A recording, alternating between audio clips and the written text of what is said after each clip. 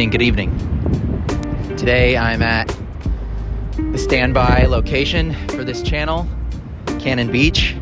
I know I shoot with a lot of very analog film cameras, the Leica M6, Mamiya RB67, but today I'm shooting with not the prettiest to look at camera, but something that is still very robust for its time. This is specifically the EOS Rebel XS. So I don't really know all of the technical specs on it. Me and my friend Alex, or Romping Bronco, we're kind of doing camera trade right now. So he's letting me borrow this, and I've lent him the RB67.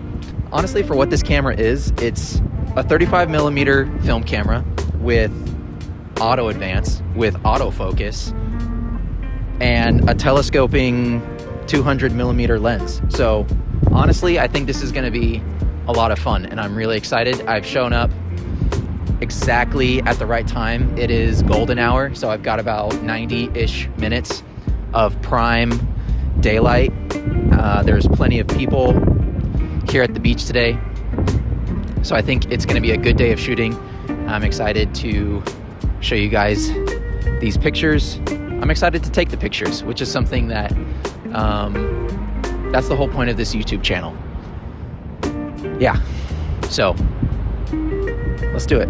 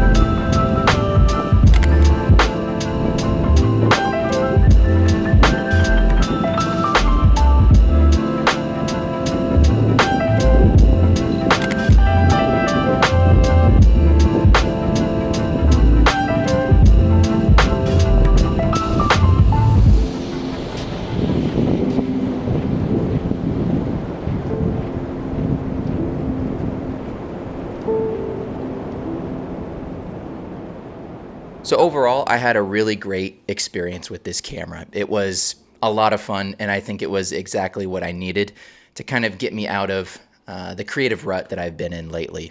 You can find this camera on eBay for pretty good price, honestly. I think most listings that I saw were between $40 and $80, and that just depends on if you want the body and lens or just the body. I think the body itself you can find for $30 or $40, honestly. And I have to say, for what you get, this is honestly kind of a sleeper choice for a lot of people. Now, something I would maybe do, and this could be a future video possibly, is if I could find a more compact lens, like a compact 35 millimeter or 50 millimeter lens to put on this $30, $40 body, this could be kind of amazing to keep as an option. One, for professional work, if you're wanting to shoot film for a project. I know a lot of people are kind of shifting into the 35 millimeter professional level cameras right now. It seems like, at least on social media, it seems like a lot of people are leaning into, whether that be the Contax G2, Nikon F100, 1000, I forget which one it is, but a lot of autofocus systems seem to be kind of in the zeitgeist, if that's what you want to call it. But I think for what this is just kind of an amazing deal. You do have to remember that autofocus in film cameras was around for quite a while, and they really got the electronics down on some of these cameras, especially Canon. Just an amazing reputation, at least in the professional space. Canon has been known for just producing affordable workhorses for decades now at this point. And so I think being able to find an autofocus system for under $50, and then you could probably find a lens to throw on this somewhere on the marketplace, in a camera lot or something. I would do some digging and maybe try and find a steal somewhere, because I think this is an option that a lot of people are sleeping on, simply for the reason that, like, it's not the most inspiring camera to hold. Definitely not. This is, it's a 35 millimeter SLR, and not a pretty one at that. Like, Fujifilm's digital cameras these days, their SLR cameras like the X-T4 and the other X series SLR inspired cameras, very nice to hold, very pretty to look at. They inspire you to want to pick them up and go take pictures. I wouldn't say that about this camera, but that's not to say that this doesn't pack a punch and really deliver an exceptional product at the end of the day. Like,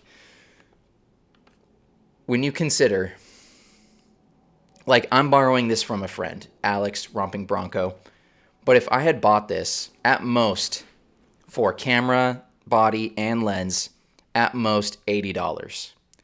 Let's say I spent $80 and then I spent $10 or $7 on a roll of Kodak 200, which is what I shot one of the rolls with. After development, for less than $100, you're going to get into film photography for a really affordable price, and a system that takes a lot of the work out of it for you, and you can just shoot and you can have fun and you get to enjoy the benefits of film, the baked in colors, the grain texture, all of these things that make film what it is, right? But yeah, I kind of went on a rant there. I don't really know where I'm going, other than to say this camera was fun.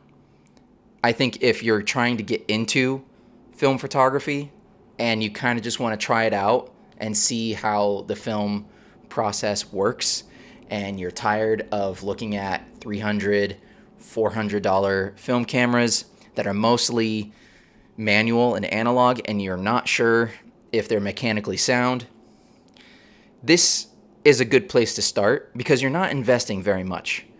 $40 to $80, and you've got a full working camera that advances for you, focuses for you, If you're a professional like me who occasionally gets hired to shoot film specifically on a shoot, maybe consider buying one of these. I know I am, because there's always the chance that something goes wrong with your go-to film camera, and it's just always good to have a backup or backups of your backups at that.